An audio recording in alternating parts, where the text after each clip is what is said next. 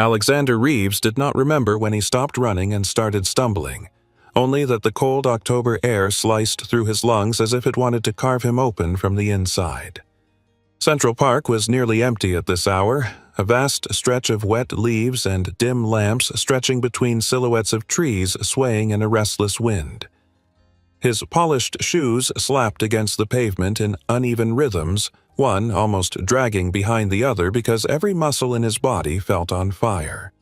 His white dress shirt was torn at the shoulder, streaked with dirt, and a faint smear of blood from when he had tripped over a broken branch minutes earlier. His breath came out in short, painful bursts, each one trembling with the rising tide of panic that refused to loosen its grip. He kept glancing back over his shoulder, convinced he saw movement behind him, a shadow slipping between trees, a shape too purposeful to belong to a wandering pedestrian. His vision blurred and refocused like a camera lens fighting to keep up with him. A faint mechanical hum drifted overhead, growing louder until the unmistakable glow of a small surveillance drone floated above the tree line. Its red light blinked in slow, steady pulses that made his heart pound even harder. His mind screamed danger, though his ears could not pick up any footsteps. The memories he tried so hard to suppress clawed their way back, flashing behind his eyes. The explosion, the heat, the ringing in his skull, the blurred shape of someone walking away while he lay on the floor, unable to breathe. The certainty that he had been marked for death. It slammed into him again with full force, making his legs give out. He fell hard onto the damp ground, palms scraping against gravel. A whimper escaped him before he could stop it. He rolled onto his side and forced himself to crawl, dragging his body toward a patch of bushes as if they could shield him. His chest tightened, his throat locked. The world tilted sideways. A figure appeared between the trees ahead of him, tall, dark, moving fast. Alexander froze. His breath lodged in his lungs like a stone. He tried to push himself backward, but his arms shook violently under him. When the figure stepped closer, his entire body curled inward like a wounded animal bracing for a blow. His voice cracked open in raw fear. "Please do not hurt me." His words barely rose above a whisper. The figure stopped. For a moment, there was only the sound of wind rustling through leaves. Then the person stepped into the dim circle of a street lamp, and Alexander realized he had been wrong. It was not a pursuer, it was a woman. A young woman in dark scrubs, her hair pulled back in a messy bun, a jacket hanging loosely over her shoulders. Her hands were still stained faintly with the reddish tint of dried medical work. Her eyes widened when she took in his bruised face and shaking body, but there was no fear in them, only a startled concern that made something inside him twist painfully. She approached slowly, each step careful, as if she were approaching a frightened patient in a trauma room. When she reached him, she lowered herself to her knees without hesitation, her movements steady and gentle. She kept her hands where he could see them, one palm open and facing upward, offering safety rather than threat. He tried to shrink back, but his body refused to respond. She spoke in a soft, even voice. "You are safe. I am right here." The drone buzzed again overhead. Alexander flinched violently and, without thinking, reached for her, gripping her sleeve and pulling her closer as if she were the only shield between him and the world. She steadied herself instinctively, one hand bracing against the ground, the other hovering near his shoulder but still not touching him. He was trembling all over, his breath hitched in ragged gasps. She finally brought her hand to his cheek, warm and steady against his cold skin, guiding his gaze upward until his eyes met hers. "Focus on me. Keep breathing. I will not leave." Her voice wrapped around him like a lifeline. Somewhere nearby, a radio crackled a clipped male voice requesting coordinates. The sound sent a jolt through him. She heard it too, and he saw the sharp shift in her eyes as she understood this was not a drunk man or a lost businessman. Something dangerous and deliberate was happening. He clutched her wrist with desperate strength. "No hospitals, no police. Please." Something in the plea broke her hesitation. She nodded once, firm and calm. "Come with me." She slipped her arm under his and helped him rise, though his legs nearly buckled beneath him. As she guided him out of the park, her body close enough to keep him standing. His breath gradually slowed the longer he let her lead. For the first time in days, he felt the faintest sense of safety, fragile as a match flame, but real enough to keep him moving. They disappeared into the shadows of the city as the drone drifted behind them, searching for a man who no longer walked alone. That morning had begun like every other day in the Empire. Alexander Reeves had built, except for the way his hands trembled when he buttoned his shirt collar and the way his reflection in the penthouse mirror looked back at him with eyes that did not feel like his own. The skyline of Manhattan stretched behind him, sharp and glittering, but he felt disconnected from it, as if he were staring at a photograph rather than the city he once commanded with absolute certainty. His assistant had rushed him into a waiting car that took him straight to a secure federal building in Lower Manhattan, where a high-level briefing was scheduled between his company and senior officials from Washington. They called him the man the world feared because the algorithms he created could predict acts of violence before they happened, detect patterns terrorists hid inside encrypted channels, and identify political threats in ways the government had never managed. He had once taken pride in that power. Today, he dreaded it. When he entered the conference room, rows of officials in dark suits turned their heads, some with respect, others with suspicion thinly veiled behind neutral expressions. A screen displayed the agenda of the emergency session. The explosion 2 weeks earlier had shaken national confidence, and whispers had begun to circulate through the intelligence world that the golden boy of American tech was unraveling. Alexander sat at the head of the long table and tried to steady his breathing. Liam Crow, his COO, sat 2 seats away, impeccably dressed and wearing an expression of practiced empathy. Alexander knew that expression too well. He had once trusted this man with everything. The meeting began. A Pentagon liaison addressed the room, stating bluntly that internal sabotage was suspected in the explosion that targeted Alexander during a tech summit in Chicago. Eyes turned toward him for confirmation. Alexander opened his folder and revealed encrypted logs his system had flagged days before the explosion, pointing to unauthorized access that originated from inside his own company. He spoke clearly, but each word felt like he was pulling it through thick mud. He told the room he believed someone on his leadership team had rerouted proprietary data and intentionally weakened event security protocols. Murmurs filled the room. Crow shifted in his seat and leaned forward, his tone smooth and rehearsed as he questioned these claims. He suggested that Alexander was still not fully recovered from the trauma of the blast and should not be making accusations without concrete proof. A few officials glanced at one another, uncertainty flickering in their eyes. They all knew the media coverage. Billionaire suffers breakdown. CEO unstable after trauma. Investors question leadership. Alexander clenched his jaw as Liam continued adding gentle but poisonous comments about Alexander's recent behavior, noting that he had been distant, erratic, unwilling to sleep, and overly reactive to harmless stimuli. It was all true, but it was also a calculated trap. If he defended himself too strongly, it would appear emotional. If he stayed silent, it would appear incriminating. One official asked him directly whether he believed he was fit to continue leading a company with national security influence. His heart thudded painfully. Before the explosion, no one would have dared question him. Now his competence was being debated as if he were not in the room. He forced his voice to remain steady. He explained that trauma did not erase logic and that his intuition about internal sabotage was based on verifiable digital footprints. He requested full cooperation from Homeland Security to investigate.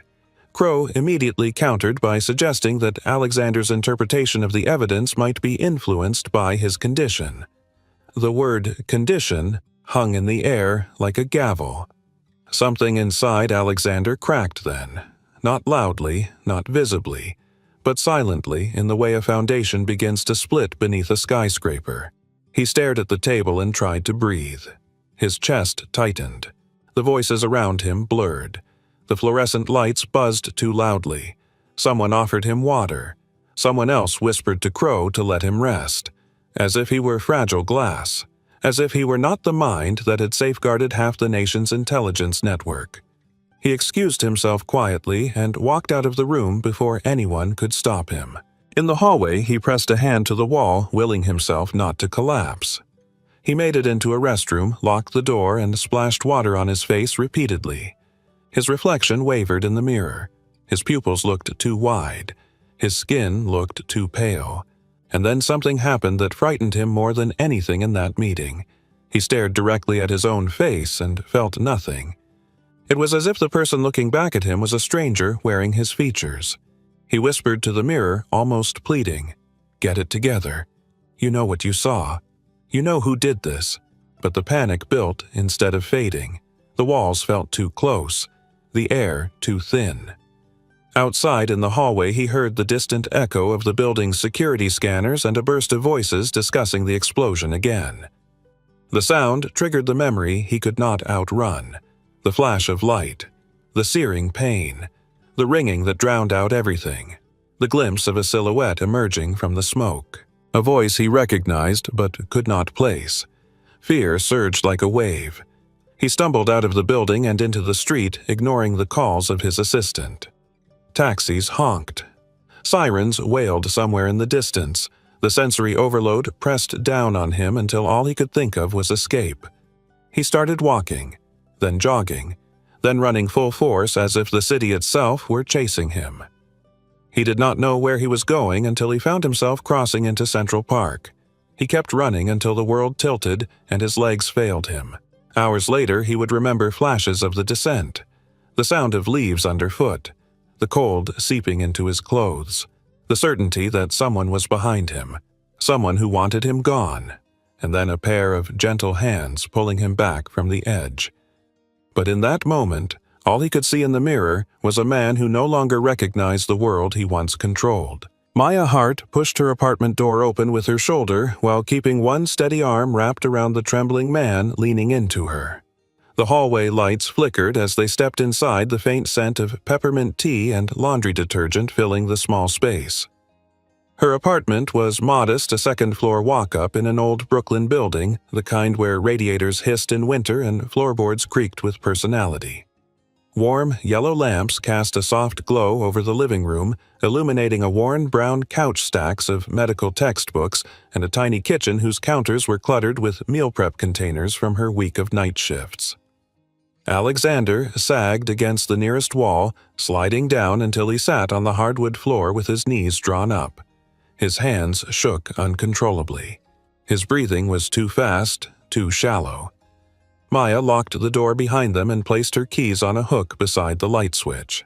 Her voice stayed calm even as she took in the bruised cut under his jaw and the panic still trapped in his eyes. "Stay with me. You are safe here." She knelt in front of him, carefully unbuttoning the top of his torn dress shirt so he could breathe more freely. His shoulder muscles twitched under her fingertips. He looked around the apartment as if expecting threats in every corner. His gaze flicked to the windows. She noticed. Without making a scene, she crossed the room and drew the curtains closed, shutting out the city and any eyes that might be searching for him. When she returned, she held a steaming mug of ginger tea she had prepared in seconds, muscle memory from years of soothing patients in shock. She crouched in front of him again. "Drink slowly. It will help." He stared at the cup like he could not remember how to hold it. She gently guided his fingers around the ceramic, her touch warm and grounding. He took a shaky sip, then coughed when the heat met his throat. She waited until he found his rhythm again. His gaze darted around the room once more before settling on her face.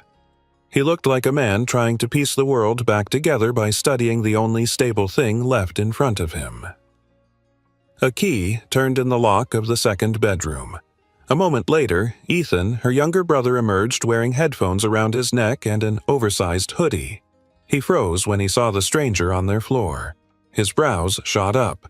Maya whispered quickly, "Ethan, please. Calm. This is someone who needs help." Ethan blinked, his confusion shifting rapidly into suspicion. He took a step closer. "Who is that? Did you drag home a patient again, Maya?" Then recognition crashed across his face. He leaned in, squinting. "Hold on, is that actually him? The guy on the news? The billionaire who disappeared. Alexander flinched like he had been struck. He pressed back against the wall. Maya shot her brother a warning look. "Ethan, not now." Ethan raised his hands in surrender, then lowered his voice. Okay. Sorry. But Maya, if he is who I think he is, this is bad. Really bad." Maya ignored the panic in her brother's tone. She focused on the man shaking in front of her. His eyelids drooped heavily, exhaustion hitting him like a collapsing wave now that the adrenaline was fading. His grip on the tea loosened. The cup almost slipped, but Maya caught it at the last second and set it aside. Then she shifted closer and guided him until his head rested on her lap, her thighs forming a soft cradle. His eyes fluttered open in faint surprise as if the gentleness confused him. "You are safe. Rest." He tried to protest, but the tremor in his voice made the words crumble. "I should not be here. I am putting you in danger." She touched his forehead lightly, brushing damp strands of hair away. "Then let me decide that." His breath shuddered as he closed his eyes. The tightness in his jaw loosened slowly. She felt the weight of his trust settle into her lap like something fragile and priceless. Within minutes, he fell asleep deeper than he had the strength to resist. Maya looked over at Ethan, who had retreated into the kitchen, whispering an urgent monologue under his breath. She mouthed, "It is okay." Ethan ran a hand through his hair. "Maya, I know you want to fix the world, but someone is literally outside searching for this man. His face is everywhere. They said he might be unstable or dangerous." She glanced at the man sleeping on her lap. His breathing was uneven but calmer than before. His hands still twitched faintly, even in rest, as if part of him never fully let go of fear. "Unstable," she murmured. "Maybe. Dangerous. Only to himself right now." Ethan leaned on the counter, arms crossed. "So, what is the plan?" Maya stroked Alexander's temple gently, keeping her voice barely above a whisper. "First he sleeps, then I figure out the rest." Ethan huffed, but did not argue. He walked to the windows and peered through the curtains. After a moment, he muttered, "We need to turn off our phones. All of them. If he is being tracked through digital signals, we cannot risk anything pinging our location." Maya nodded. "Good thinking. Turn them off." Ethan did. She reached into Alexander's pocket for his phone, but he jerked in his sleep like the touch startled him. She soothed him with a quiet, "It is okay," before carefully removing the device and switching it off. She placed it inside a metal mixing bowl to dampen any signal just in case. Hours passed quietly. The soft hum of the refrigerator was the only sound. The city outside buzzed faintly, but in this small apartment everything felt slowed, softened, wrapped in a fragile calm. Eventually, Alexander stirred, shifting slightly his cheek, pressing more firmly against her thigh as he drifted deeper into sleep. Maya's hand never left his hair. She did not understand why she felt so protective of a man she had known for less than an hour, but she sensed something in him, a fracture he had been carrying alone for too long, a wound deeper than bruises or panic. She could feel it in the way he curled inward when frightened, the way he looked at her, like she was the last solid thing in a collapsing world. Ethan returned with a blanket which she draped over him. The billionaire everyone feared lay in the living room of a tiny Brooklyn apartment with his head resting on the lap of a night shift nurse who refused to treat him like a headline. Outside, the world searched for him. Inside, Maya refused to let him face it alone. Morning crept into the apartment slowly, as if it were afraid to disturb the fragile quiet that had settled overnight. Pale sunlight filtered through the curtains and stretched across the living room floor where Alexander Reeves lay wrapped in a blanket, his head resting near the edge of the couch now, instead of Maya's lap. At some point during the night, Maya had carefully lowered him onto a pillow, though she had remained close, falling asleep in the armchair beside him, with her knees drawn up and her head tilted to the side in exhaustion. When Alexander's eyes blinked open, he stared at the ceiling for several seconds, disoriented by the unfamiliar shadows and the faint peppermint scent that clung to the air. His breath hitched until memory came rushing back in broken shards. The park, the drone, the panic, the woman with the steady hands. He sat up too quickly and winced as a wave of dizziness knocked into him. His fingers dug into the blanket as if anchoring himself to something that would not vanish. Then he saw her. Maya.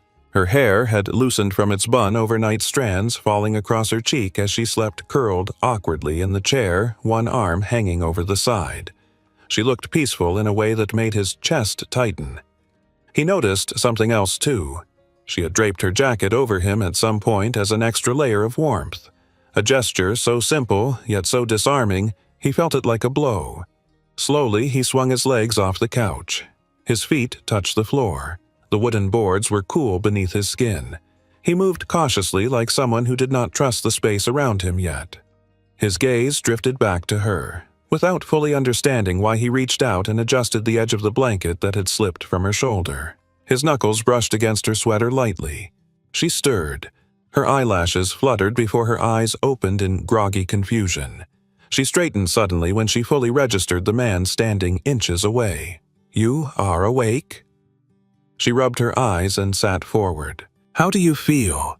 He tried to speak, but his throat felt tight. The words came out hoarse.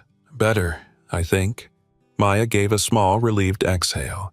The kind nurses give when a patient finally stabilizes after a long night. She stood and stretched her sore neck. "You slept straight through 5 hours. Your body must have been running on fumes." He looked away, embarrassed by how completely he had collapsed the night before. "I should not have imposed like this. You did not. You needed help. Anyone would have done the same." He knew that was not true. Not in his world where weakness was a spectacle and compassion was a liability. His gaze shifted to the window. The curtains were still tightly closed. His heartbeat picked up. "Did anyone come by? Did you hear anything outside?" Maya shook her head. Only the usual Brooklyn noise, a couple arguing, a car alarm, nothing unusual. His shoulders eased a fraction. She noticed. "Sit. Let me check your vitals." Before he could protest, she gently guided him back onto the couch. She pressed the back of her hand to his forehead. No fever. She took his wrist and measured his pulse, counting silently. Her touch was light but firm. Steadying. When she finished, she handed him a warm mug. This time, chamomile. Something softer. He held the mug with both hands, letting the warmth seep in. Maya settled onto the chair again, tucking one leg under herself. For a moment, they sat in silence. Not awkward, just quiet. Then the television in the kitchen caught Ethan's attention, and he called out in disbelief. "Maya, you both need to see this." They followed his voice. The small screen flashed breaking news banners, a grainy surveillance shot of Alexander stepping into a black SUV from 2 weeks ago appeared beside his corporate headshot. The anchor spoke in urgent tones. New developments continue in the disappearance of tech executive Alexander Reeves. Federal officials have not confirmed if foul play is suspected, but sources indicate growing concern regarding his mental stability following the Chicago blast.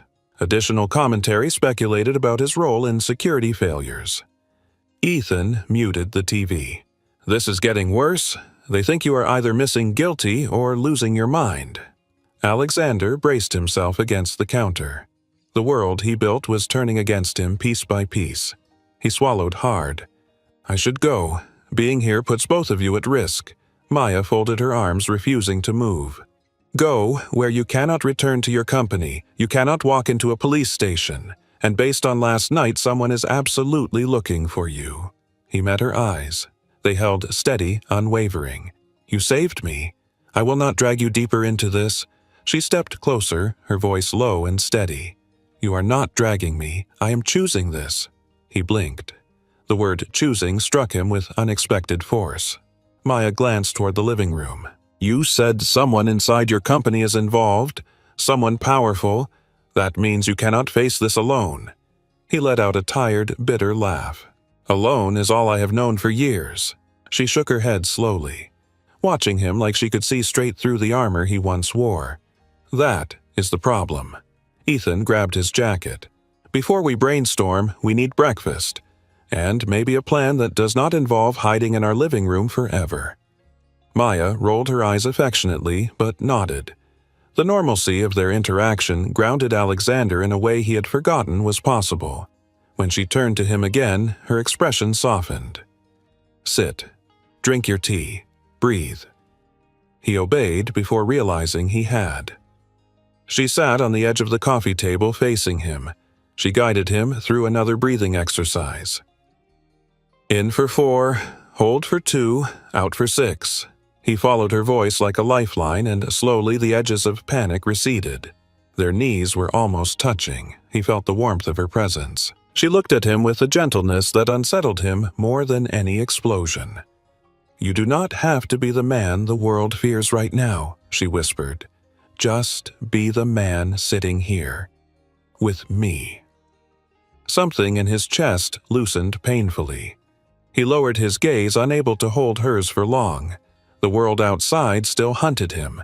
His enemies still moved in the shadows. But inside this modest Brooklyn apartment, he felt something he had not felt in years. The faint beginning of safety. For the first time since the blast in Chicago, Alexander Reeves felt stillness, the kind that settled not in the room, but somewhere deep under his ribs. Maya had stepped into the kitchen to prepare something simple for breakfast while Ethan scrolled through articles on his tablet, muttering under his breath about misinformation and clueless journalists. Alexander sat on the couch, gripping the edge of the blanket like a man afraid that if he let go, reality would collapse beneath him. He watched Maya move about the kitchen, quiet, efficient, grounded. She cracked eggs with one hand, stirred onions in a pan, wiped her hands on a towel tucked at her waist. There was a steadiness in her movements that soothed him more than he wanted to admit. She called out over her shoulder, "You okay in there?" His voice was soft, nearly swallowed by the room. "I do not know, but I am trying." She stepped into view, leaning lightly against the doorway. He looked up at her, and for a second everything inside him wavered like glass catching light. The simple domesticity of her presence contrasted so sharply with the chaos inside his mind that the tension snapped. He pressed a hand to his forehead. Maya crossed the room instantly, kneeling beside him. "Hey, eyeline." She lifted his chin gently with 2 fingers. "Breathe." He did, slowly, awkwardly. But he did. And in that moment, the words he had been swallowing for days rose unbidden. It was not an accident. Maya froze like the air around them had shifted. The explosion. It was not an accident. Her eyes softened but sharpened at the same time. "Tell me everything." He hesitated. The truth was landmine dangerous, but keeping it inside him felt like drowning. He rubbed the inside of his wrist where a faint red mark still lingered from falling on the park pavement. 3 nights before the explosion, he said quietly, "Someone bypassed our encrypted channels. Someone with top-tier clearance. The only people with that kind of access are my senior officers or myself." Maya's brows drew together. "So, sabotage, yes. And when the blast happened, I remember seeing someone standing through the smoke. A silhouette. Watching. Not helping, not shouting for aid, just watching. A cold shiver crawled down Maya's spine. Did you recognize them? Not clearly. But after the meeting yesterday, after Liam undermined me over and over, I heard his voice in my head, the same tone I remembered right after the blast, right before I blacked out." Maya went still. "You think Liam Crow was involved?" Alexander closed his eyes. "I know it sounds paranoid, but he has been pushing for months to take control of the security division. He wanted access to the defense algorithm keys, the ones I refused to hand over." Maya sat back on her heels thinking. "And now he is using your trauma to discredit you." Alexander nodded once, a sharp, pained motion. "He claims I am unstable.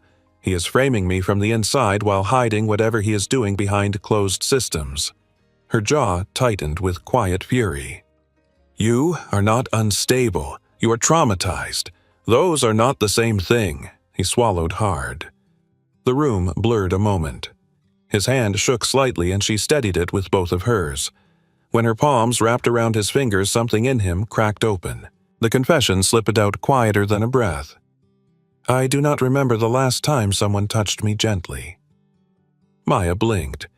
The words landed in her chest like a bruise. She held his hand for a beat longer, letting silence speak what neither of them had names for yet. Ethan appeared in the doorway, pausing mid-stride when he saw their hands. He raised his brows but said nothing.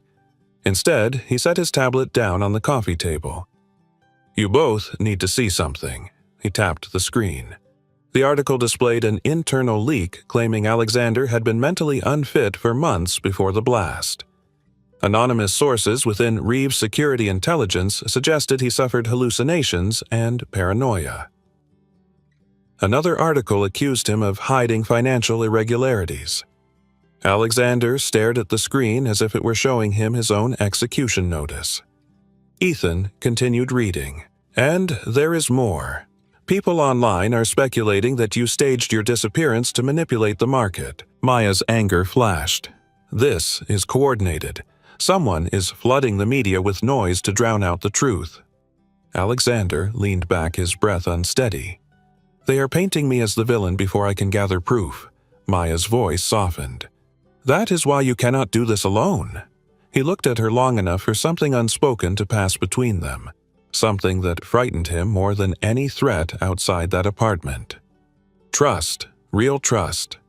Ethan cleared his throat, shifting the mood slightly. "Maya, you need to see this too."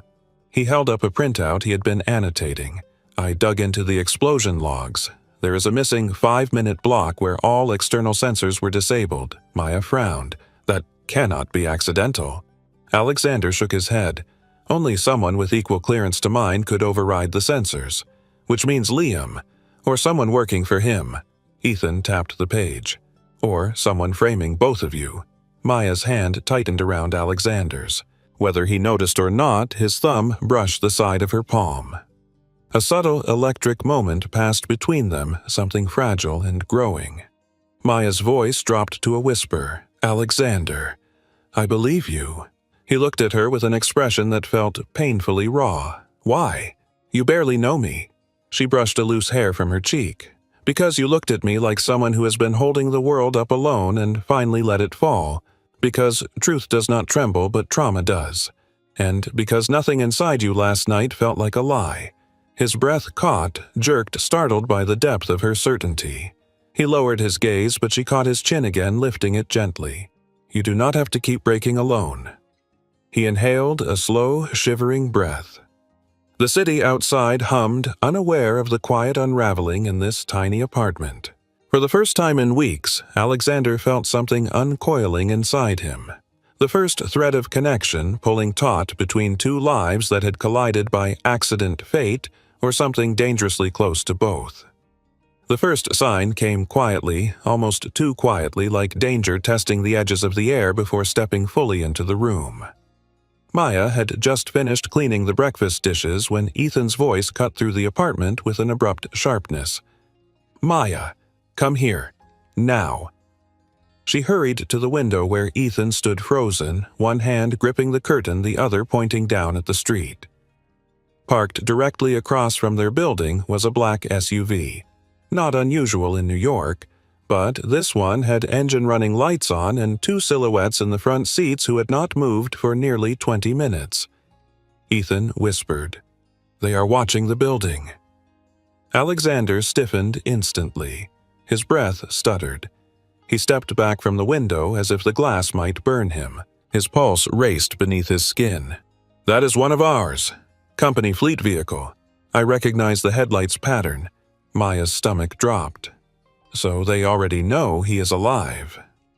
Ethan cursed under his breath. "How?" "We turned off everything. Phones, Wi-Fi." Maya pointed toward the small metallic bowl where they placed Alexander's phone. "What about your watch? Or anything with Bluetooth?" Alexander checked his wrist, then exhaled sharply. "I smashed mine after the blast. I have nothing that can be tracked." Ethan paced the narrow space between the couch and the bookshelf. "Okay, so either someone saw you last night or they already suspected where you might run." Maya bit the inside of her cheek. Alexander's panic was rising fast. She could see it in the twitching of his jaw, the way his eyes darted to every exit. She touched his elbow, grounding him. "Look at me." Slowly he did. His breathing steadied a fraction. "We will not panic until we know they are here for you." Just because a car is parked outside does not mean the apartment buzzer rang. All three froze. The sound echoed through the small space like the strike of a match in a dark room. Ethan grabbed Maya's arm. "Do not open it. Do not move." Alexander whispered hoarsely, "No one knows I am here, not officially." Maya stepped to the intercom, pressing the audio button with a hesitant hand. "Hello?" A clipped male voice crackled through the speaker. "NYPD, Mom, we are checking on a missing person possibly in this building. May we come up?" Alexander's face drained of color. Maya remained perfectly still. Her heartbeat pounded against her ribs. She spoke carefully. "Do you have identification?" A pause. Then, "We are on official assignment, ma'am. We need access." Ethan muttered, "That is not how cops talk. He is lying." Maya released the button immediately. The buzzer rang again, longer this time, more insistent. Alexander backed into the living room, shaking his head. No. They are here for me." Maya's instincts kicked into full emergency mode. Doors, windows, exits, blind spots, escape. She grabbed Alexander's jacket. Ethan grabbed the backpack with food and bottled water. Ethan nodded, dashing into the bedroom. Sirens sounded faintly in the distance. Not for them, but the sound made Alexander flinch like a wounded animal. Maya pressed a hand against his chest, lightly grounding him. "Stay with me. Eyes on me. In through your nose. Slowly." He tried desperately. His breath came uneven, but he followed her voice, tethered to it like a lifeline. The buzzer stopped. Silence. Then, the creak of someone stepping into the building hallway. Maya's eyes widened. "They are coming up." Without thinking, she grabbed his hand. "Come on." There was no time to think about the intimacy of the gesture. They hurried down the narrow hallway to the fire escape window. Ethan arrived with the backpack slung over his shoulder. "You are planning to go outside in broad daylight?" He gestured wildly. "That SUV is still out there." Maya pushed the window up with a grunt. "We do not have a choice." They climbed out one at a time onto the rusty metal fire escape landing. The city below roared with its usual morning noise, but up here everything felt suspended. Alexander leaned heavily on the railing, gripping it like it might disappear if he blinked. His panic surged again at the height, the open air, the vulnerability. Maya cupped his face with both hands, blocking out the view of the street. "Focus. Me. Not the fall, not the noise, just me." His breath hitched, then steadied slightly at her voice. Ethan locked the window behind them just as a heavy fist slammed into their apartment door from the inside hallway. "Police! Open the door!" Except the voice carried an edge too sharp, too impatient, too threatening. Maya whispered, "Definitely not NYPD." They began moving down the fire escape steps as quickly and quietly as possible. Their shoes clanged softly on metal. On the second-floor landing, Maya paused, glancing across the alley. Opposite them was another building with an old maintenance store on the rooftop level. Ethan whispered, "That door looks loose. We could cross the railing, jump the small gap, and get in through the roof." Alexander looked at the gap, barely 4 feet wide, but his vision tunneled. His knees weakened. Maya squeezed his hand. "Do you trust me?" The question was simple, dangerous, loaded. He nodded without thinking. She climbed onto the railing, first testing its stability. Then she reached one hand toward him. "Come." He hesitated only half a second before taking her hand, climbing up beside her. The gap looked wider now from this height, exaggerating itself in his panicked mind. Ethan was already crossing. Maya went next, landing lightly on the opposite railing. She extended both arms toward Alexander. "Jump to me." He stared at her. She seemed impossibly steady, bathed in the soft glow of reflected morning light. Her hair windswept her eyes, fierce and kind. The way she held out her hands, it felt less like a leap and more like a promise. He pushed off the railing. His landing was messy, stumbled, but Maya caught his arms, pulling him in before he fell. His chest pressed briefly against hers, breath mingling warm and shaky between them. Then Ethan pulled the maintenance door. It screeched, but opened. They slipped into the dark stairwell. The sound of footsteps echoed faintly outside on the fire escape. "They are following," Maya whispered. Ethan bolted down the stairs. Maya kept pace, gripping Alexander's hand tightly as they descended 2 flights. They emerged into a dim storage hallway, then out a service door that led to a narrow alley behind a deli. Maya halted, peeking around the corner. The SUV was still watching the front. "Not the alley." She exhaled. "Good. Now go left, blend into the crowd." They stepped onto the sidewalk, merging with commuters. The noise of the city swallowed them. Alexander felt Maya's fingers intertwined with his as though she were afraid he might shatter if she let go. Every sound still made him flinch. Every shadow felt like danger. But her grip kept him moving, kept him breathing, kept him from vanishing into fear. Someone is watching him. Someone is hunting him. But someone was also holding him, and that made all the difference. They did not stop moving until Maya was sure no one had followed them.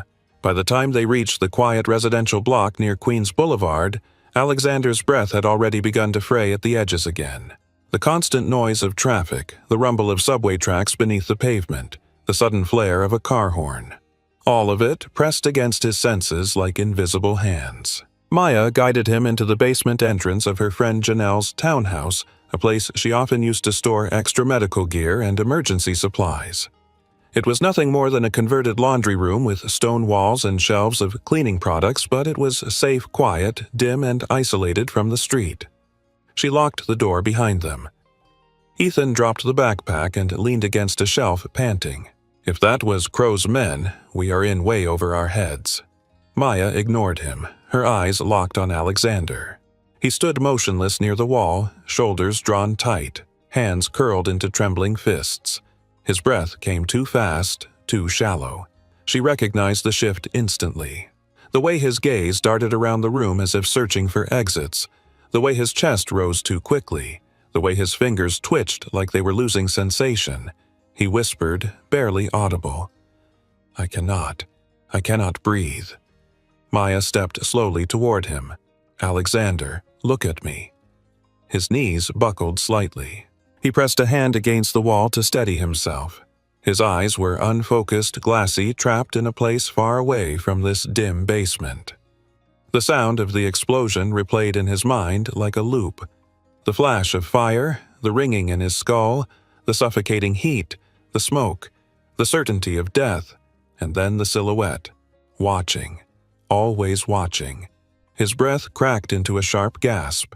He slid down the wall until he was almost crouched, arms wrapped around his head. Maya rushed forward and dropped to her knees beside him. "Alexander, listen to me.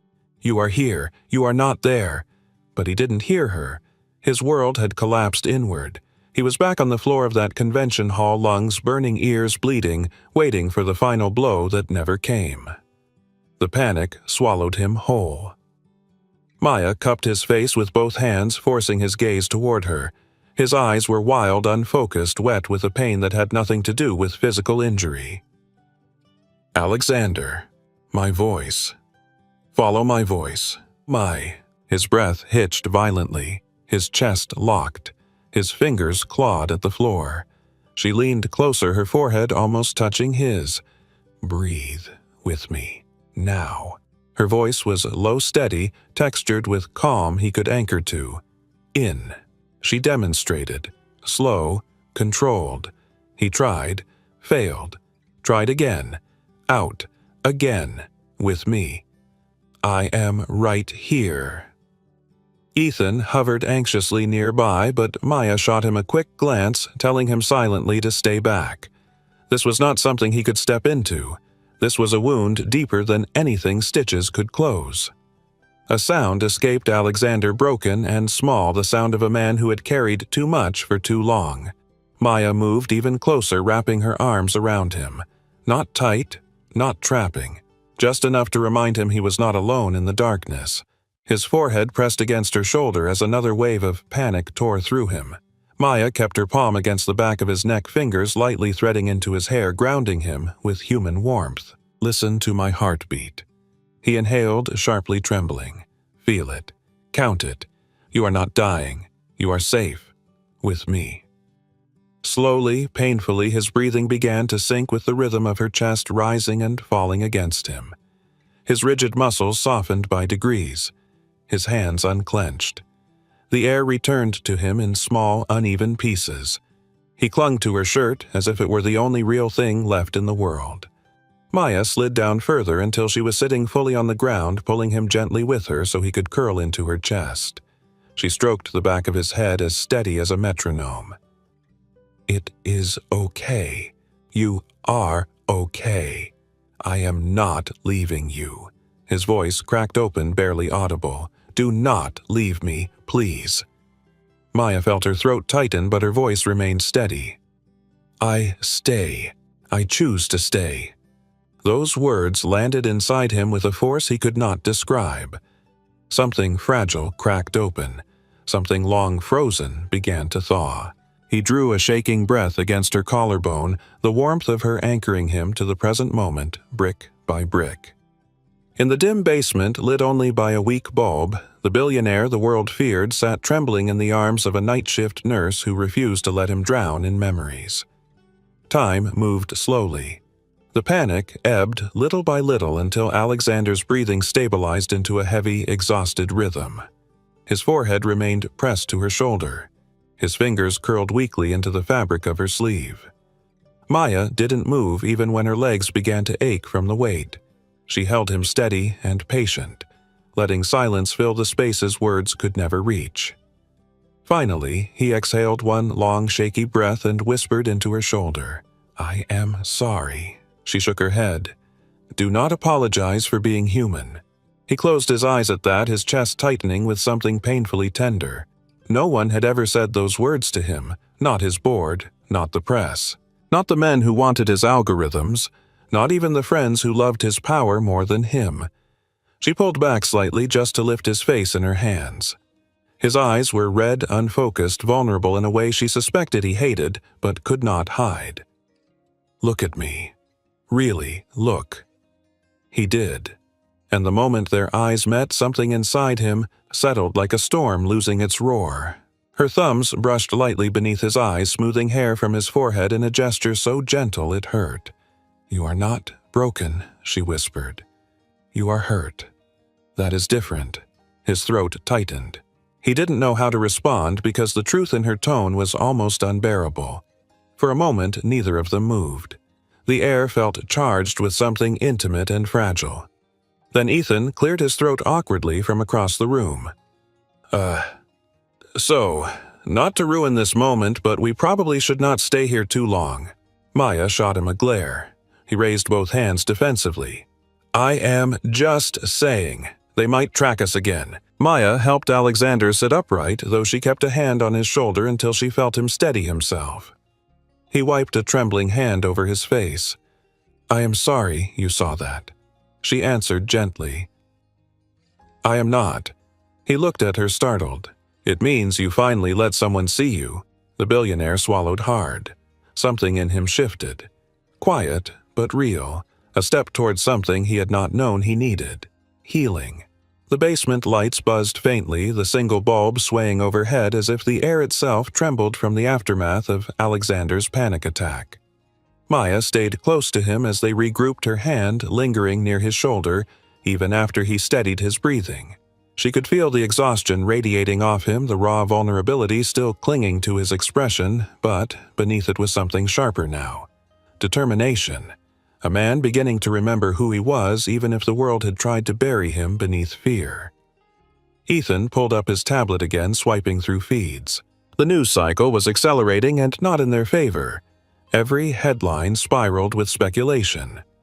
Missing billionaire, mental instability, corporate fraud, potential national security threat. Maya felt her stomach turn.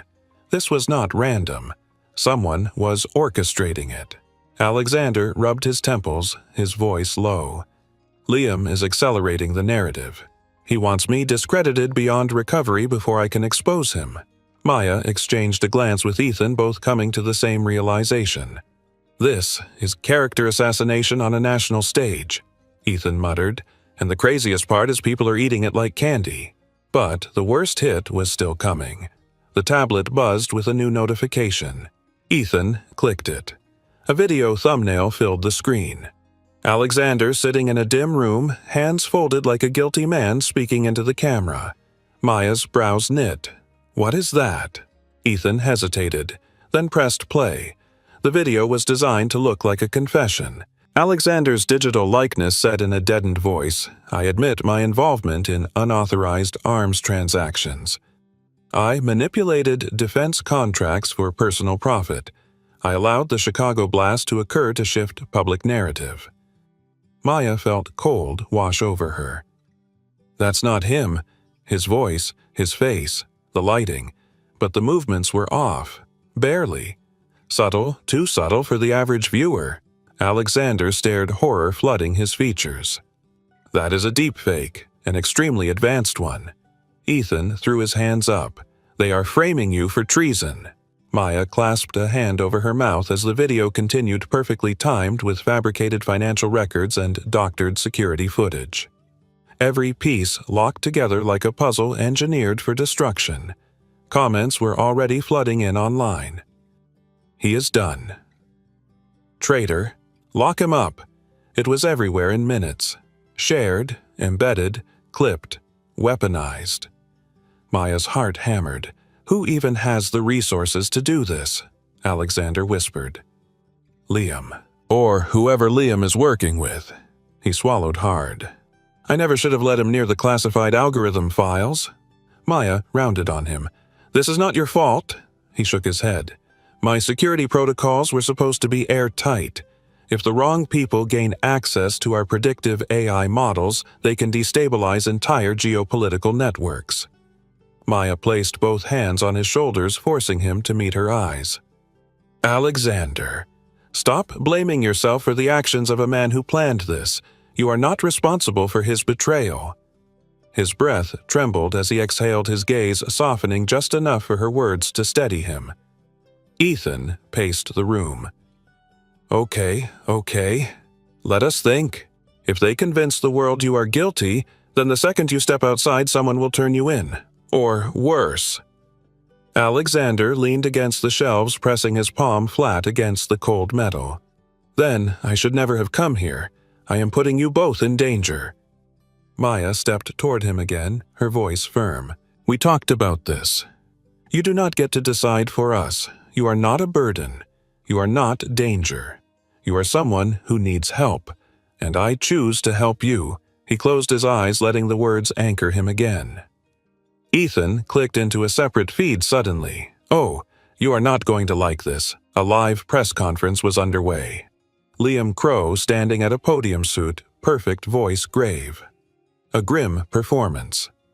We are devastated by what has come to light. Alexander Reeves, once a trusted leader, betrayed this nation and the values we stand for. We are cooperating fully with federal authorities to locate him. Our deepest concern is the risk he poses to national security. Maya felt fury burn in her chest. He is disgusting. Alexander stared at the screen, jaw tight, eyes blazing. Liam is setting the board perfectly. By the time I get to Washington, no one will believe anything I say. Ethan frowned. Then why go at all? Why not run, hide, stay off the grid until you can gather proof? Alexander shook his head. If I run, I look guilty, and Liam keeps control of the algorithm he is trying to sell. No, I cannot let that happen. Maya watched the conflict tear through him, the instinct to flee the responsibility, to fight the fear of collapsing again. She stepped closer. What if you did not go alone? He looked at her, startled. Maya, Washington is dangerous for you. Everything is dangerous at this point. She held his gaze. But you cannot clear your name if you are dead. You need someone who won't abandon you halfway. Someone who knows your tells. Someone who can ground you when your panic hits. Someone who actually sees you. His breath caught. She added quietly, Let me be that person. His voice dropped to a whisper. You cannot risk that. She stepped closer until they were inches apart. You asked me not to leave you. I meant it when I said I am staying. Something shifted in his chest. Something he had buried under years of power pressure, responsibility, and loneliness. Trust. Real trust. Ethan looked between them. Okay. If you are both insane enough to go to Washington, then we need to plan this right. No electronics, no public transit, no credit cards. You need to move like ghosts. Maya nodded. And we need evidence. Something to expose Liam before he can react. Alexander hesitated, then pulled a small encrypted drive from the lining of his jacket. The only proof I have managed to salvage. Logs of unauthorized access, firewall overrides.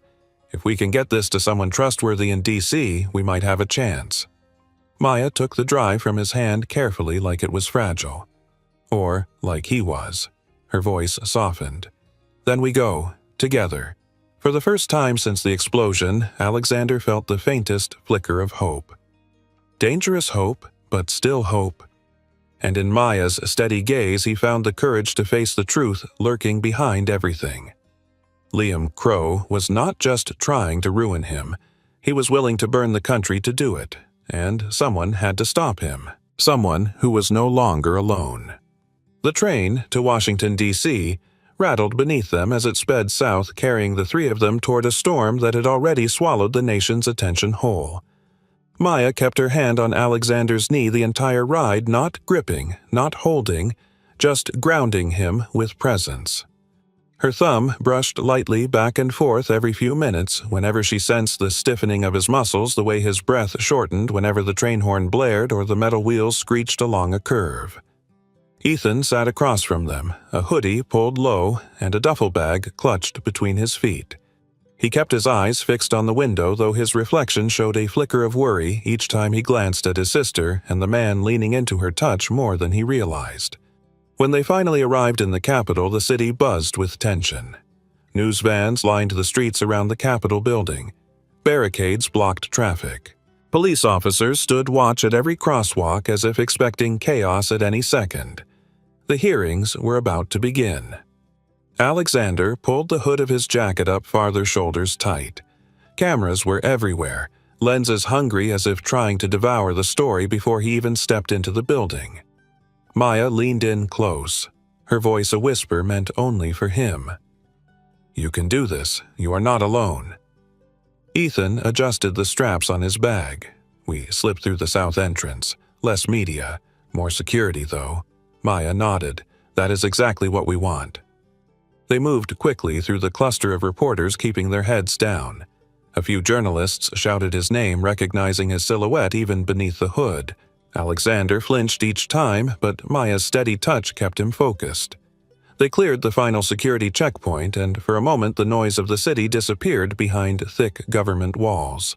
Inside, tension seeped from the marble floors and ornate columns. The hearing chamber buzzed with whispered conversations, the room filled with senators, advisors, intelligence officials, and analysts.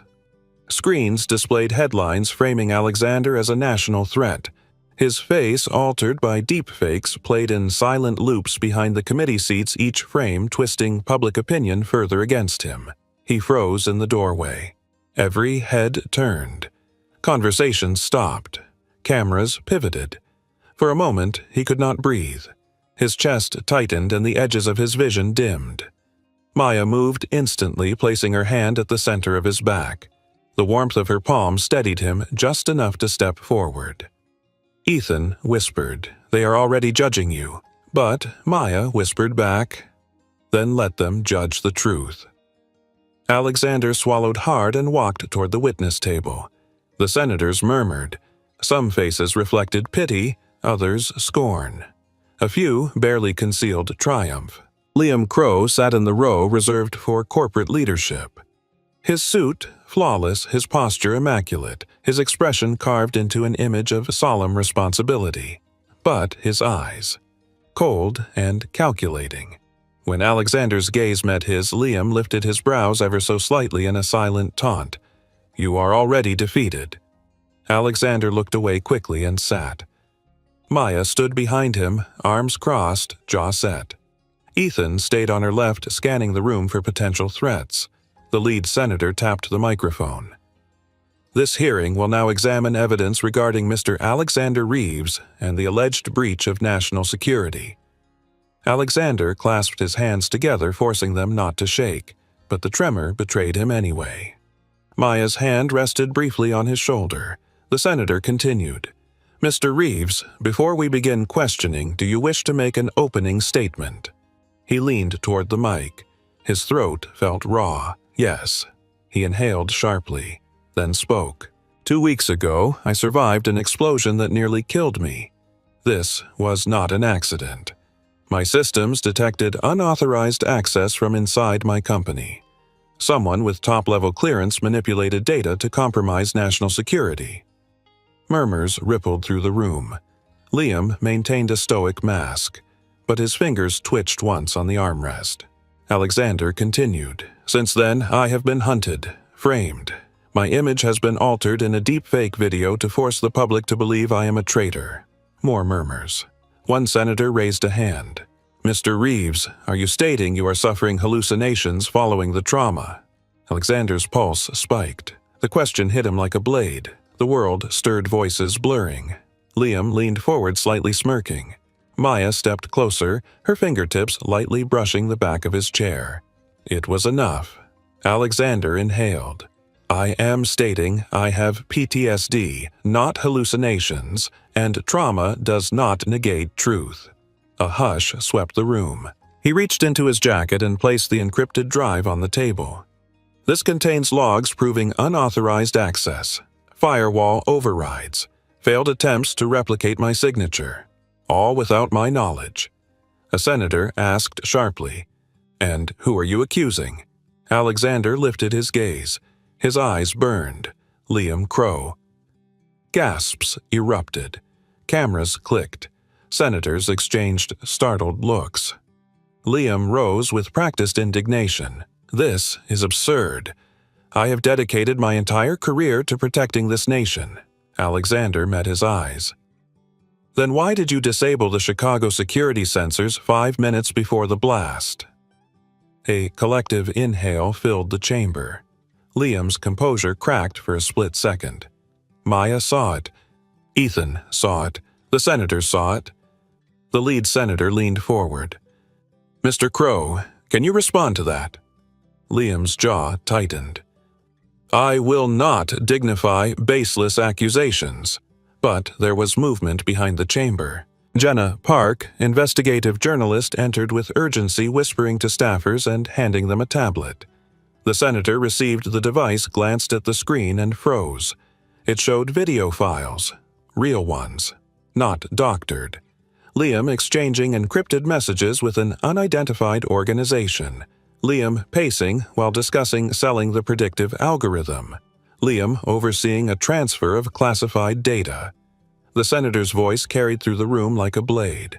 "Mr. Crow, please stay seated." Liam bolted. The room erupted. Security officers rushed forward. Cameras flashed frantically. Senators stood shouting orders, and Alexander. He sat very still. His body trembled not with panic but with something else. Release. Maya leaned close, whispering in his ear, "They see you now. All of them." He closed his eyes just for a second, letting her words sink beneath his ribs where hope had been missing for far too long. When he opened them, the world no longer looked like a place determined to crush him. It looked like a place he might survive, because he was no longer walking through it alone. Chaos detonated inside the hearing chamber the moment Liam Crow lunged for the exit. Security surged toward him, senators shouted over one another, and camera flashes strobed across the room in frantic bursts. The air vibrated with shock, confusion, and the sudden crackle of truth ripping free from the lies that had suffocated the nation for weeks. But for Alexander Reeves, everything slowed. The noise muffled, the faces blurred. Only two things remained in sharp focus. Maya's hand gripping the back of his chair, grounding him, and Liam Crow's expression when the evidence surfaced, one instant of pure exposed fear before he bolted. That single moment told Alexander everything he needed to know. He had been right. He had not imagined the danger. He had not lost his mind. The truth had always been there, waiting for the world to see it. But the world was about to see something far worse. As officers cornered Liam near the chamber doors, Jenna Park stepped forward, taking advantage of the commotion. Her voice rang through the room sharp and unwavering. "I have additional files. These include full time-stamped footage of the Chicago blast loadout, multiple angles. They contradict everything the company reported." Staffers rushed to transfer the data to the committee. Screens lit up with new images.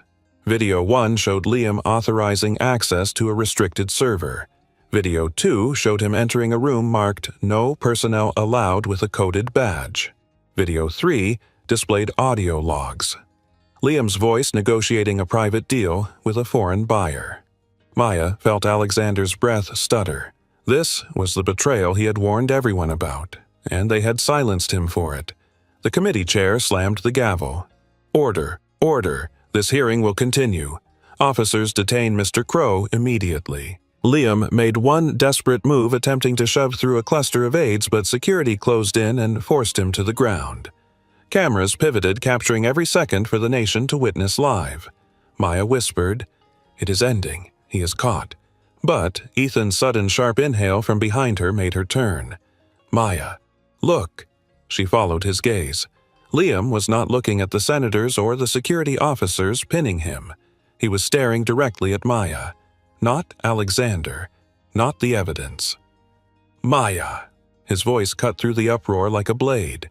"If he goes down, you go with him." Maya's breath froze. Alexander jerked upright, eyes snapping to her. "What did he say?" Liam continued snarling as officers tried to haul him up. "You think you can hide behind him, nurse? You think the board will let you walk away after helping him run? You think a hand clamped over his mouth, but it was too late." The threat had already lodged itself like a shard of glass. The cameras caught it. The microphones caught it. The world saw it. Maya felt her stomach twist, but she did not step back. She stared straight at Liam with steady, unshaken eyes, silently defying him. Ethan hissed under his breath. "That man is psychotic," Maya whispered. "He is desperate, and desperate men break faster." Alexander stood slowly, hands trembling but body rigid with instinct. Protective instinct. Something ancient and fierce. He could tolerate being hunted. He could tolerate being betrayed. But hearing Liam threaten her snapped something inside him that had stayed dormant through fear, panic, trauma, and humiliation. Now it woke. The officers dragged Liam toward the hallway. Reporters swarmed microphones thrust forward, creating a wall of noise. One slipped through the crowd, shouting to Maya directly. "Miss, did you accompany Mr. Reeves during his disappearance? Did you help him evade authorities?" Maya stiffened, but before she could answer, Alexander stepped between them, shielding her with his entire frame. "Enough." His voice thundered across the hall, surprising even himself. "You will not approach her. She is not a suspect. She is the person who saved my life." Cameras stopped. Reporters froze. The entire hallway shifted its focus onto the billionaire who had been painted as unstable, broken, paranoid. Yet here he stood, steady, commanding, protective in a way that carried conviction, not fragility. Maya's breath caught because she recognized something in his shoulders and jaw. He was standing like a man who finally remembered the strength he once had and was no longer willing to hide it. Security escorted Liam down the hall, but the danger had not passed. Another wave of reporters charged forward with more questions. "Mr. Reeves, are you experiencing delusions? Mr. Reeves, who is this woman to you? Mr. Reeves, do you confirm a personal relationship?" Alexander's chest tightened again, but Maya stepped up beside him, placing her hand lightly at the center of his back. It was the same gesture she had used in the panic room. The same one that had anchored him then. It worked now too.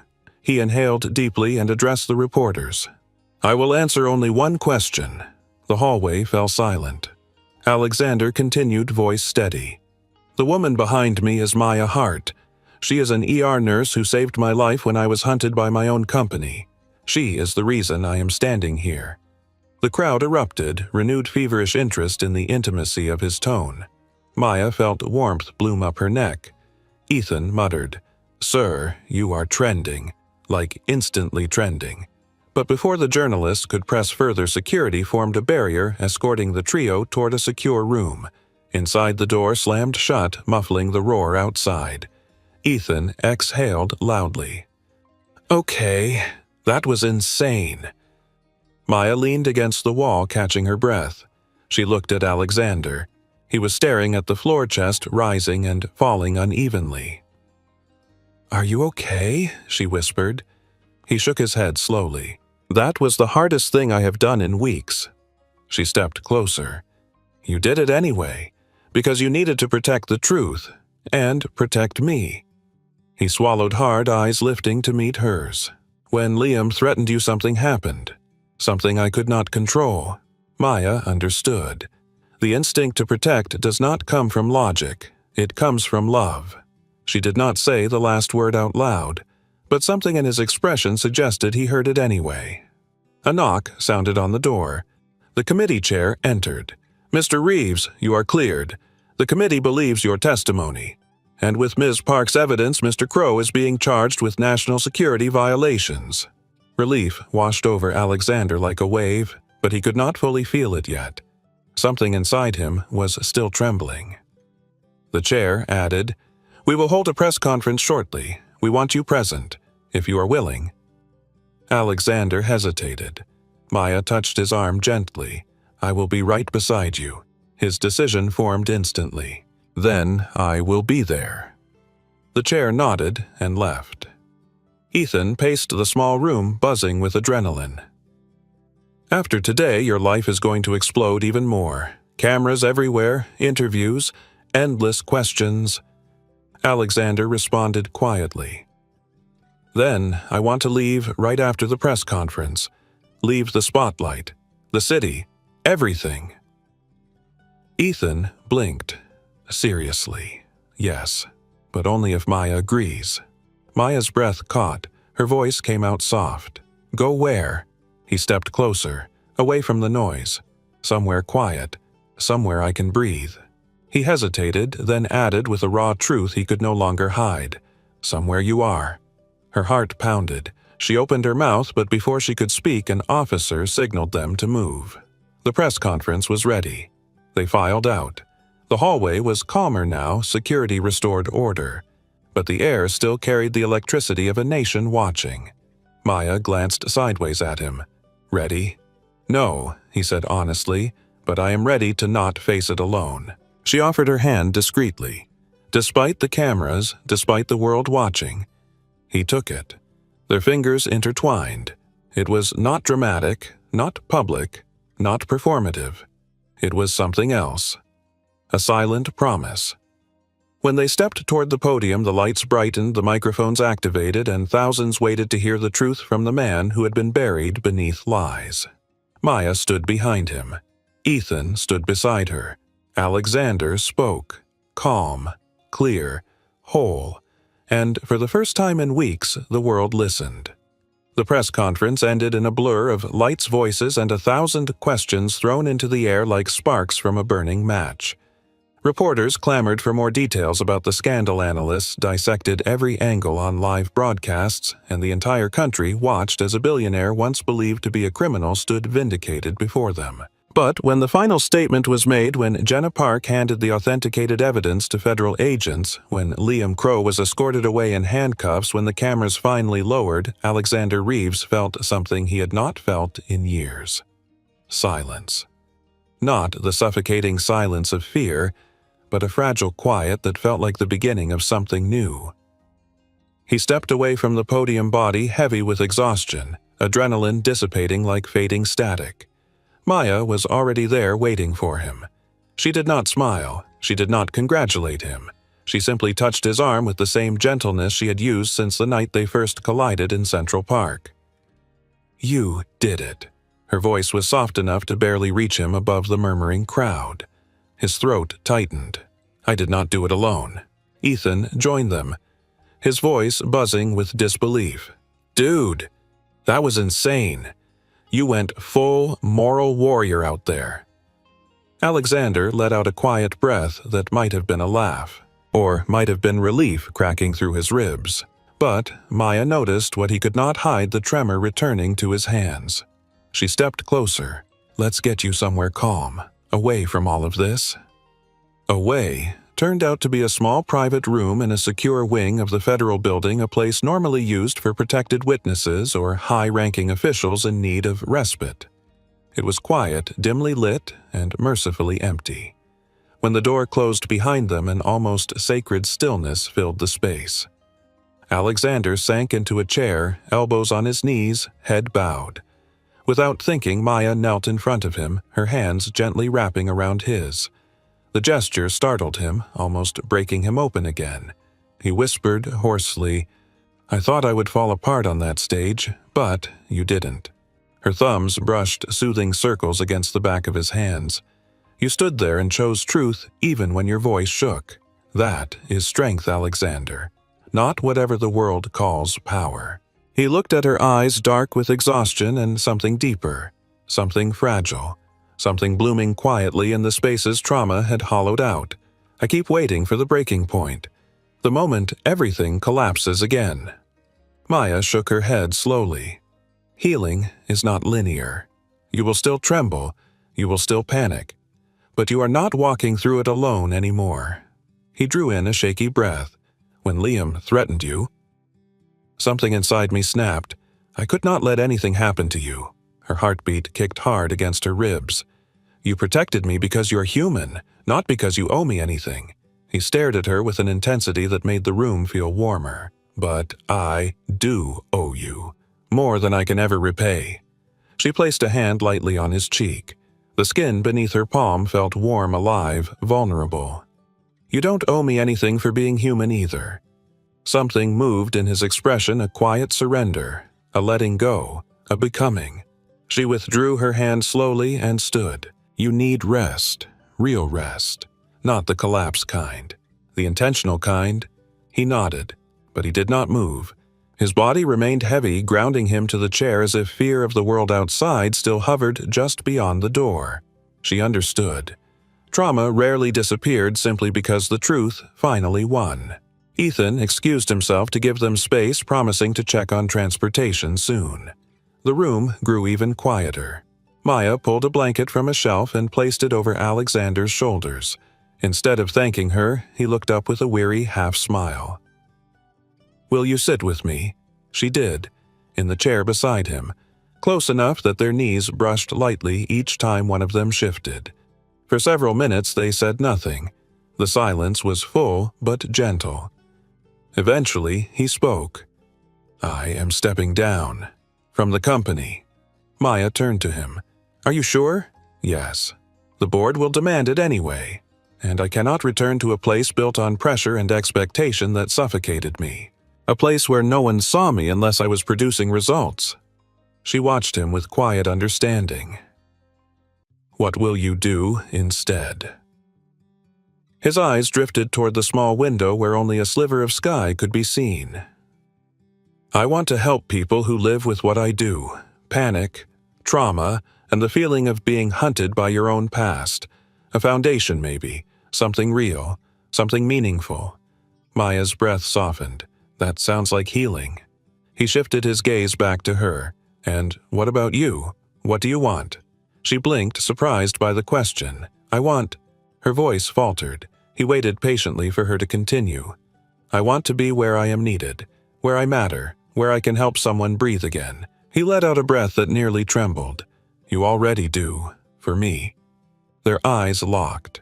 The air thickened with quiet intimacy neither dared name yet. He spoke again, voice lower.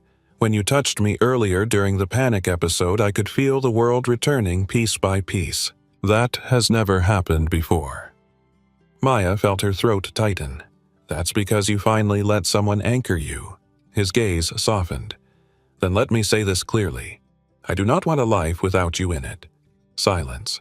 Heavy, warm, real. She felt her heart expand painfully. "Alexander," he smiled faintly. "I am not asking for answers right now. I just need you to know. For once in my life, I want something that has nothing to do with power or control or responsibility. I want something simple, something human. You." Her breath caught.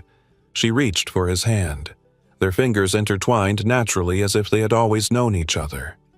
Ethan returned moments later, interrupting the fragile moment. "Hey, I found us a quiet Airbnb outside the city. No neighbors, no media, no drones. Alexander stood slowly, steadiness returning to his posture. Good. Let us go.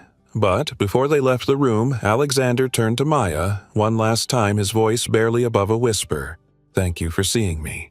She touched his chest lightly over the spot where his heartbeat thrummed beneath her fingertips. I always will. The ride to the Airbnb was quiet. No news, no chatter, just 3 people in a borrowed car driving toward the first breath of peace after a storm that nearly destroyed a life. When they arrived, the house was small, surrounded by trees lit with the golden glow of dusk. It felt like stepping out of noise and into a new beginning.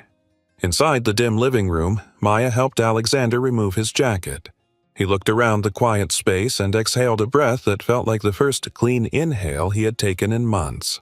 She stepped closer. How do you feel? He turned to her with a smile that was small but real. For the first time, I think I am becoming myself again. And she knew without needing any more words that this was the moment his healing truly began. Not in the noise of a courtroom or the chaos of a scandal, but in the quiet, steady presence of the woman who had chosen to stay. The Airbnb sat tucked behind a line of tall maple trees whose branches swayed gently in the early evening breeze, their leaves casting soft, shifting shadows across the porch. Inside, warmth pooled in small corners, the dim yellow lamp beside the couch, the faint scent of cedar from the wooden walls, the quiet hum of the old refrigerator in the kitchen.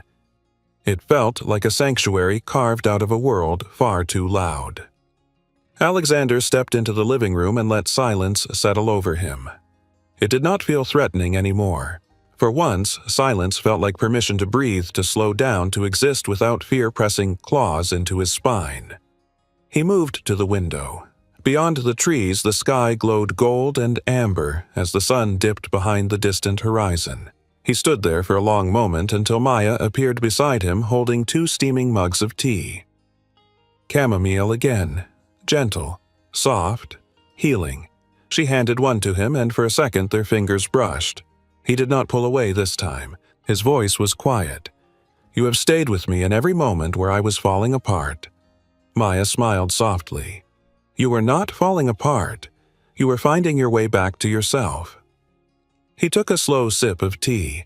The warmth spread through his chest like steady sunlight. Ethan dropped his bag in the hallway and announced he was going to sleep for 20 hours straight. Maya laughed, a small sound light and human and grounding. Alexander watched her with an expression he could not disguise. Admiration, gratitude, something deeper he had not yet dared to name. When Ethan disappeared into the guest room and the door clicked shut, Maya turned to him. You look like you are thinking about 1,000 things at once. He set the mug down on the windowsill. I am thinking about the first night you found me in the park. How I was so sure the world was ending. How I believed I was losing my mind. And how you knelt beside me without hesitation. She moved closer. Anyone would have stopped. He shook his head. No, not like you. You did not look at me like a headline or a threat or a collapsing empire. You looked at me like a person. Maya's breath softened. Because that is what you are. A person. Not a machine, not a company, not an algorithm. A man who had been carrying too much alone. He stared at her. You kept me alive. Maya held his gaze unflinching. You kept yourself alive. I just reminded you you were worth saving. Something in him broke open gently. Not like shattering glass, but like a locked door easing open for the first time in years. He reached out slowly, giving her every chance to step back. But she didn't. His fingers brushed her cheek, a feather-soft touch that sent warmth rushing through them both. I never knew healing could look like this, he whispered. She placed her hand over his. Healing is not a straight line. Sometimes it is 2 people choosing to face the darkness together. His breath trembled slightly. And what if I want to keep choosing you? Her eyes softened. Then we figure out what that looks like, together. He closed the small distance between them, not fully, not in a dramatic sweeping motion, just enough that their foreheads touched and the air between them became something sacred. He whispered, You taught me how to breathe again. You taught me how to see again. You taught me how to be human again." She exhaled shakily, her voice faint. "And you taught me that presence can be love too." They stood like that for several minutes, foreheads touching, breaths mingling, the quiet of the room wrapping around them like a safety they had both needed for too long. When they finally separated, Maya guided him to the couch. They sat close side by side, shoulders touching softly. No rush, no pressure, no expectations. Just warmth. Just closeness. Just healing. Alexander looked around the small cabin again. "I think I want to stay here a while, away from the noise, away from the pressure." Maya nodded. "You can. The world can wait." His voice softened. "You will stay too, if you want." She leaned her head lightly against his shoulder. "I want to stay."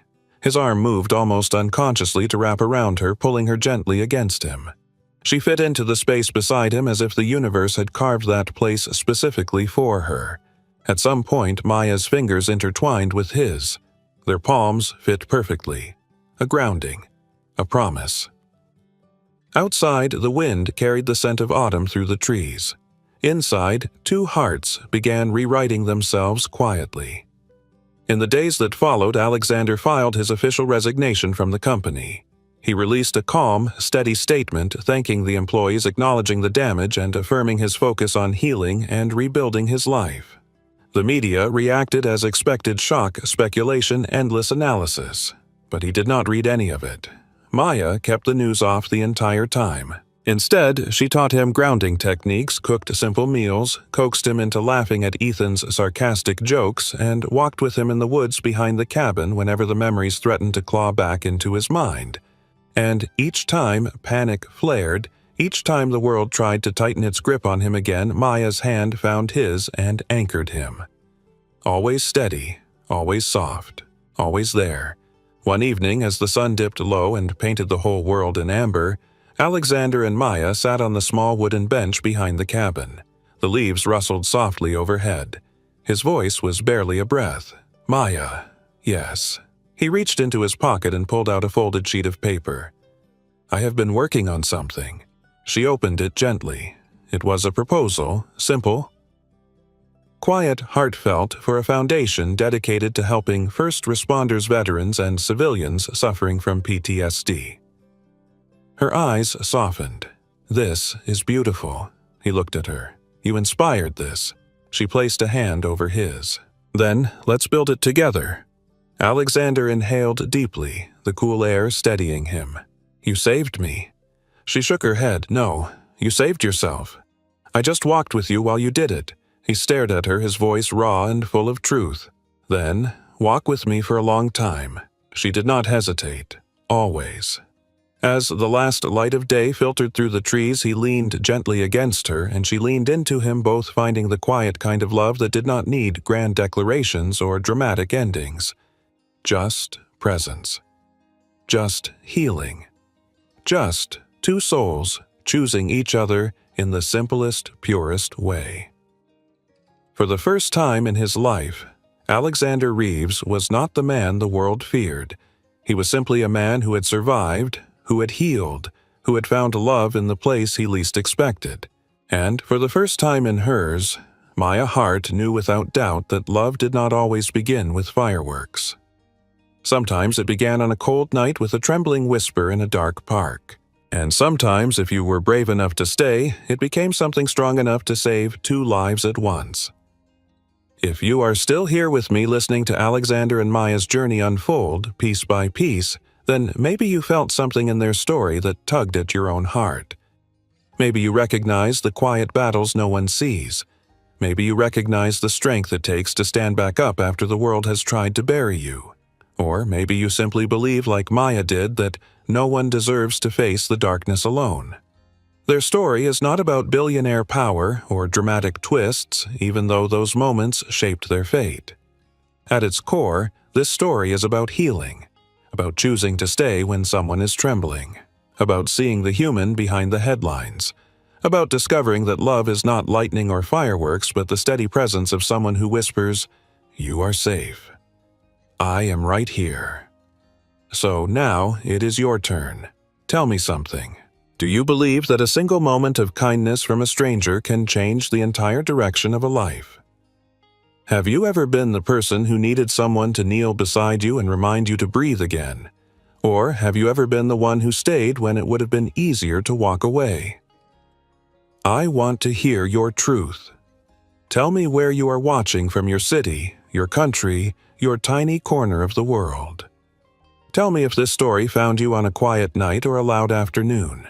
Tell me if you felt that moment when Alexander finally let himself be seen, or the moment Maya realized she was no longer just helping him heal, she was healing too. And if any part of their journey touched you, if you want more stories like this, stories of fragile beginnings, slow healing, emotional undulation and love that does not try to fix but simply holds, then take 1 second right now to tap.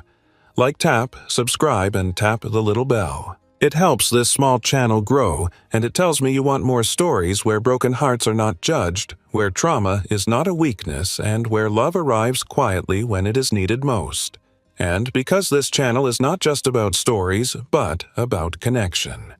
Here is my question for you, the one I ask at the end of every tale.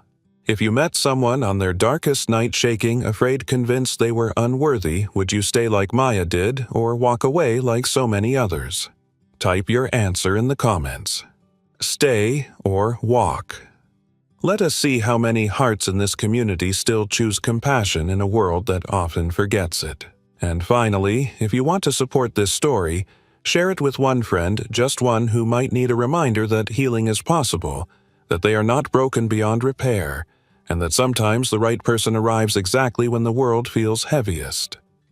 Thank you for being here. Thank you for listening. And wherever you are watching from tonight, I hope you feel a little less alone.